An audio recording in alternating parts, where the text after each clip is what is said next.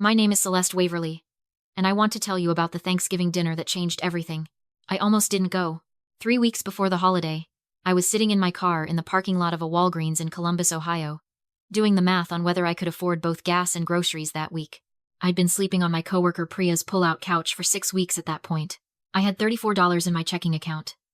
A stack of rejection emails from apartments I couldn't qualify for due to a credit score I couldn't explain, and a student loan servicer calling me 4 times a day about payments I swore I'd been making. I was 31 years old with 2 college degrees, and I could not figure out why I was drowning. My mother called while I was sitting in that parking lot. She said, "Celeste, Grandma Ruth is flying in from Portugal.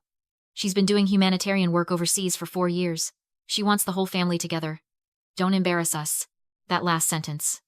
Don't embarrass us. Not we miss you. Not are you doing okay.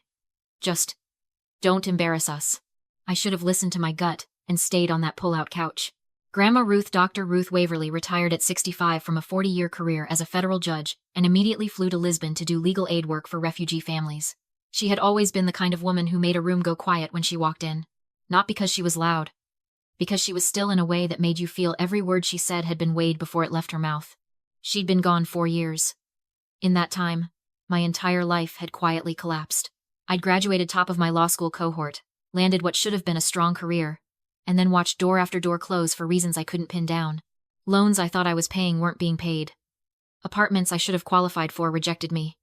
Job offers that seemed certain evaporated at the last moment. I blamed myself. I blamed bad luck. I blamed the economy. I never once thought to blame my own family. The dinner was at my parents' house in Dublin, Ohio, a beautiful colonial, in a neighborhood with a homeowners association and seasonal wreaths on every door. My mother, Patricia, had set the table with her good china. My father, Warren, was already carving the turkey when I arrived, wearing the particular smile he reserved for occasions when he needed to appear warm. My younger sister, Brianna, was there with her husband, Derek, and his parents, Frank and Lorraine Hutchins. I remember thinking it was a little odd that Derek's parents were at our family Thanksgiving. But Brianna had always had a talent for blurring boundaries in ways that somehow always benefited her. Grandma Ruth arrived last, which was unusual for her. She was punctual to the point of being a character trait.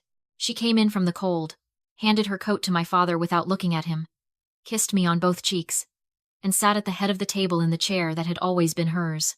She looked healthy, sharp, older, but the way an old oak is older, more rooted, not weaker. We got through the salad course.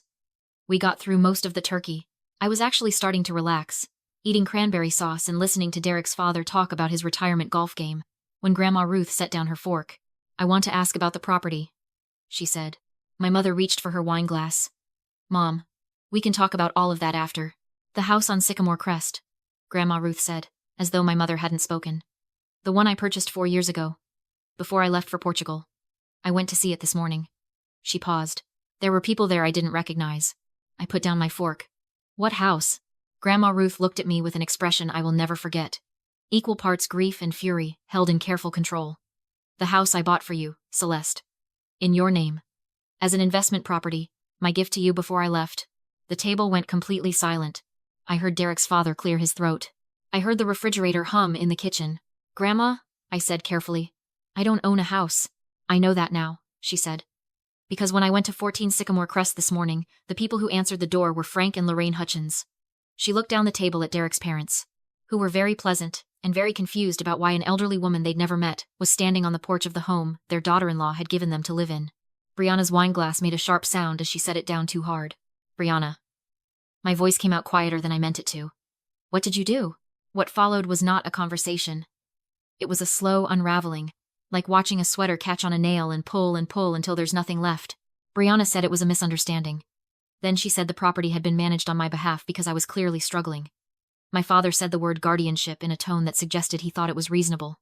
My mother said this was not the time or the place, twice, and then a third time, her voice climbing each time.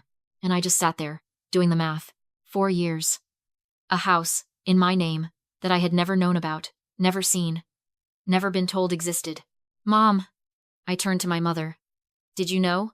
She looked at the centerpiece. "Dad." I turned to my father. "When Grandma bought that house for me, were you the one who handled the paperwork?" Warren Waverly had been a contracts attorney for 30 years. He did not get rattled easily. He was rattled now. "Celeste, the situation is more complicated than..." Was my signature on the transfer documents? I asked. The transfer from my name to Brianna's? He said nothing. That silence was its own answer. Grandma Ruth reached into the structured leather bag she'd carried since I was a child and placed a manila folder on the table beside the gravy boat. I didn't come here unprepared, she said. I've spent 35 years on the federal bench. I know what fraud looks like. She opened the folder. The first document was a property record. 14 Sycamore Crest, originally purchased in the name of Celeste Ann Waverly. Transferred 18 months ago to Brianna Waverly Hutchins for $1.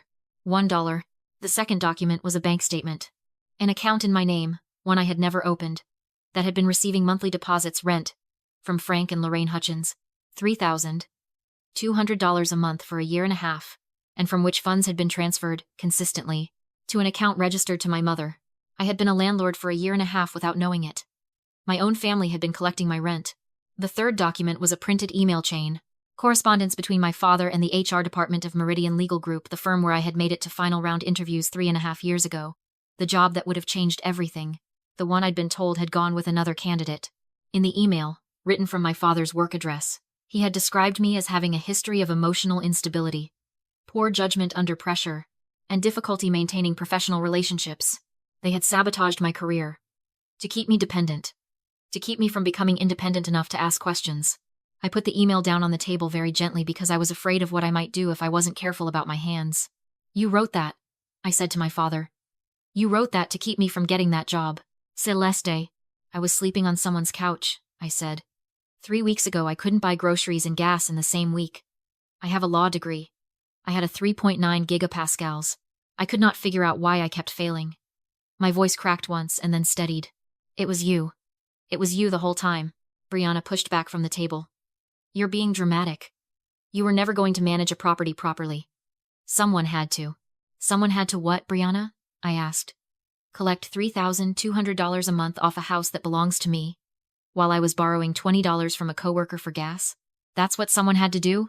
The house needed maintenance. Show me one receipt. She looked at Derek. Derek looked at the table. Show me one receipt for $1 of maintenance on that property, I said.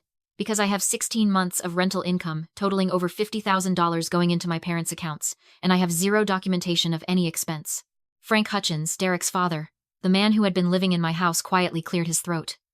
We were told, he said in a careful voice, that the property belonged to Brianna. That's what we were told when we moved in. I know, I said. I believe you. He nodded once, solemnly, and did not speak again for the rest of the evening. My grandmother had called her attorney before she drove to that dinner. He was waiting in the driveway. His name was Martin Okafor, and he had worked with Grandma Ruth for 20 years. He came in carrying a leather briefcase and set up a laptop at the kitchen counter while the rest of us were still sitting in the ruins of Thanksgiving. He had, already in hand, a revised deed, a formal demand letter, a complaint ready to file with the Ohio Bar regarding my father's professional conduct, and a referral to the Columbus PD Financial Crimes Unit. My mother cried. Genuinely wept, in the way that people weep when they're frightened rather than sorry. My father asked if they could handle this privately, as a family. Grandma Ruth told him, with a patience that I recognized as the most dangerous kind, that he had spent 4 years handling things privately as a family, and that the arrangement was now over. Brianna blamed my father. My father blamed my mother's idea. My mother said she had only gone along with it because Warren insisted it was legal. For about 11 minutes, all three of them spoke at once, and the effect was grotesque. Watching people who had sat around this same table my entire life tear into each other with the specific viciousness that only comes from shared guilt. I didn't say anything during those 11 minutes. I sat with my hands folded and watched. Then Grandma Ruth said, "Enough." And they stopped. I won't walk you through every legal detail because some of it is still ongoing, and my attorney has advised me on what I can and cannot say publicly. What I can tell you is this. The property was returned to my name within 30 days. My father surrendered his law license pending a bar investigation. He did not fight it. Brianna and Derek's marriage did not survive the fallout. I don't say that with any satisfaction. I say it because it's true. My parents sold their colonial in Dublin. I don't know where they live now. They have my email address if they ever want to find me. It has been 14 months since that dinner. I am sitting right now at the desk in the second bedroom of 14 Sycamore Crest, which is a 3-bedroom craftsman on a quiet street with a gas fireplace and a kitchen window that looks out at a sugar maple that has just gone fully red for fall. This is my house. My name is on the deed. I verified it myself. I rebuilt my credit in 9 months. I have a legal consulting practice now. working primarily with other people who have experienced financial abuse within families, because it turns out there are more of us than anyone talks about.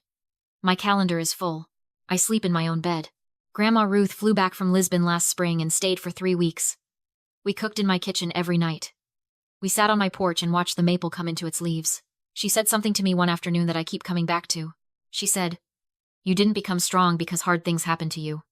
You were always strong. They just needed you not to know it." I think about the version of me in that Walgreens parking lot. 31 years old. $34 in her account. Doing the math on groceries versus gas. Convinced she was failing at life. Not knowing that the failure had been constructed. That there were people at her own Thanksgiving table who needed her to stay small. I want to say something to anyone who might be sitting in their own version of that parking lot right now. Sometimes the reason things don't add up is because someone has been doing the math against you. That doesn't mean you're weak. It means they were scared of what you'd become if you ever found out. Now I know. And now they know that I know. This is my home. I earned it twice. If this story resonated with you, I'd love to hear your thoughts in the comments, especially if you've ever had to reclaim something that was taken from you. And if you know someone who needs to hear this today, please share it with them.